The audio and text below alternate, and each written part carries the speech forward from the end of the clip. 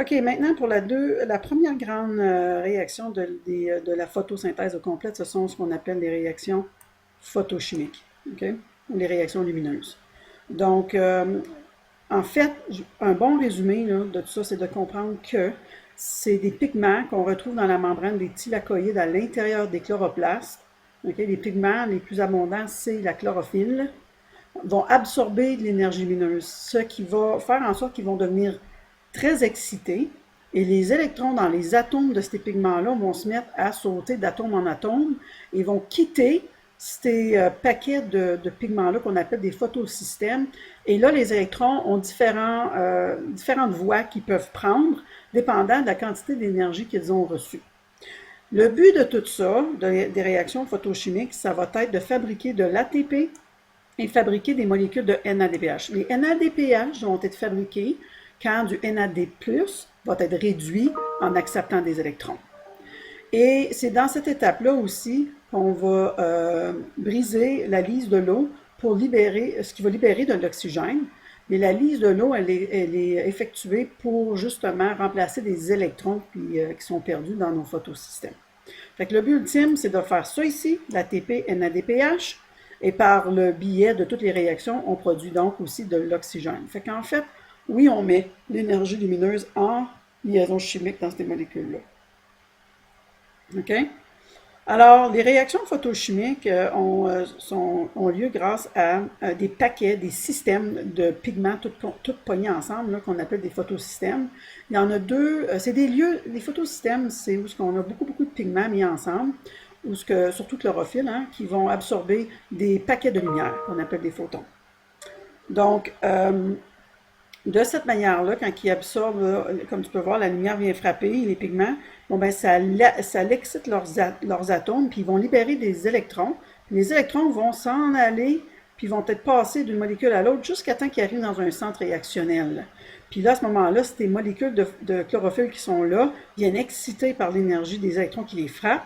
Et là, les électrons des centres réactionnels quittent le photosystème. Puis là, les électrons qui quittent, c'est toujours en paquet de 2, là. Ils peuvent aller à différents endroits, dépendant de quel photosystème ils ont parti et avec combien d'énergie ils ont parti. Okay? Donc, on va parler des réactions. En fait, ça implique deux photosystèmes. Le photosystème 1, le chiffre 700 réfère à les longueurs de lumière qui absorbent, c'est des nanomètres, 700 nanomètres. Puis celle-là ici, 680 nanomètres, c'est plus énergétique. Donc, il y a deux grands processus possibles. OK? Il y a différentes conditions qui vont permettre un ou l'autre de se faire, mais les deux se font à des taux différents. Ça dépend de la quantité d'énergie lumineuse qui est absorbée, puis d'autres facteurs, mais c'est de comprendre qu'est-ce qui en sort de ces réactions-là. La première, c'est ce qu'on appelle une photophosphorylation non cyclique. Donc, on va phosphoryler avec de la lumière quelque chose, et ça ne va pas être recyclé. OK? Donc, ça implique, ça, l'utilisation des deux photosystèmes. OK? Puis si on commence avec, ça n'a pas vraiment d'importance où on commence, mais on va commencer avec le plus gros photosystème. OK? Alors, lui, quand il absorbe de l'énergie lumineuse, photon de lumière, l'énergie est transférée entre les molécules de chlorophylle jusqu'au centre réactionnel. Puis quand c'est assez excité, il expulse deux électrons de son centre réactionnel, puis on est dans la membrane des thylakoïdes en passant. Puis les électrons sortent avec tellement d'énergie, OK, qu'ils passent, ils se font capter par un transporteur d'électrons qui les apporte à un complexe, le complexe B6F, c'est une protéine, B6F, c'est une protéine dans la membrane des thylakoïdes qui, quand ramasse les électrons, va pomper des ions hydrogène dans l'espace, dans le trou des thylakoïdes, ça va créer un gradient de concentration. OK? Les ions hydrogène sont pompés là. Fait qu'imagine-toi ici, il se ramasse plein d'ions hydrogène, puis il n'y en a plus là.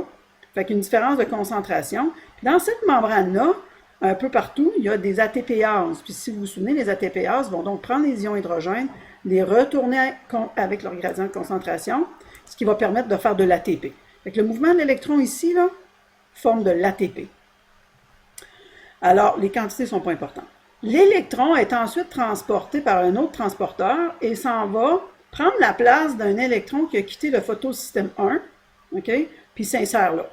Donc, l'électron, je te rappelle, quand il frappe ici, il vient réduire le photosystème 1. Le photosystème 1 tombe réduit, puis il est stable comme ça. Le photosystème 1, okay, quand sa lumière le frappe avec une certaine quantité d'énergie, si ces électrons quittent, okay, puis sont acceptés par un transporteur d'électrons, ça dépend. Des fois, il va quitter, mais s'il y a beaucoup d'énergie, comme si on implique les deux dans la photophosphorylation cyclique, il faut penser que l'électron qui est parti d'ici vient prendre un trou là. Il ne revient pas au photosystème 2.